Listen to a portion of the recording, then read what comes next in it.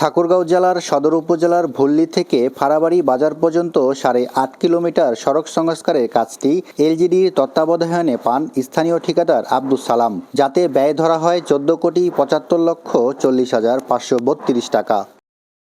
2024 সালের 13 ফেব্রুয়ারি শুরু হয়ে কাজটি শেষ করার কথা ছিল চলতি বছরের 6 আগস্ট। সড়ক সংস্কার কাজের মেয়াদ 4 মাস আগে শেষ হলেও এখনও তা পুরোপুরি হয়নি। স্থানীয়দের অভিযোগ, কতিপয় ব্যক্তির চাঁদা দাবির কারণে লাপাত্তা ঠিকাদারও।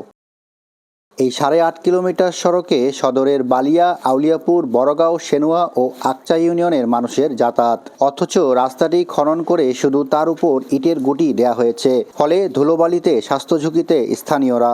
চাঁদাবাজের অত্যাচারে তারা এখান থেকে চলে গেছে, কিন্তু ভোগান্তিতে আমরা পড়ে গেছি। রাস্তার কাজ হচ্ছে না, মানুষজন অনেক অসুস্থ হচ্ছে ধুলাবালি দিয়ে। গাড়ি কোনোভাবেই চালান যায় না, ঠিক আছে। এই যে খোয়া খালি হচ্ছে, চাকা খালি লিক হচ্ছে। ভাঙার পর থেকে এই ইটের গিট্টি পিছার পর থেকে কন্ট্রাক্টর নাই। সরকারি কাজের নিয়ম অনুযায়ী যত দ্রুত সম্ভব রাস্তা সংস্কার করে চলাচল নিশ্চিত করার কথা বলেন আউলিয়াপুর ইউনিয়নের এই প্যানেল চেয়ারম্যান। আমার চাওয়া কে বা কাহারা কি চাচ্ছে সেটা আমাদের দেখার বিষয় না। আমাদের সরকারি কাজ, রাস্তা আমরা জনগণ যেন দুর্ভোগে না পড়ি, আমি অতি বিলম্বে এই রাস্তাটা কাজ করে সমাপ্ত ঘোষণা চাই। এদিকে নির্ধারিত সময়ে কাজ শেষ না করায় ঠিকাদারের বিরুদ্ধে ব্যবস্থা নেওয়ার কথা জানান জেলা এলজিডির এই কর্মকর্তা। ঠিকাদার সাথে আমাদের যোগাযোগ হয়েছে, ঠিকাদার কাজ শুরু করেছে, দ্রুতই করে দিবে।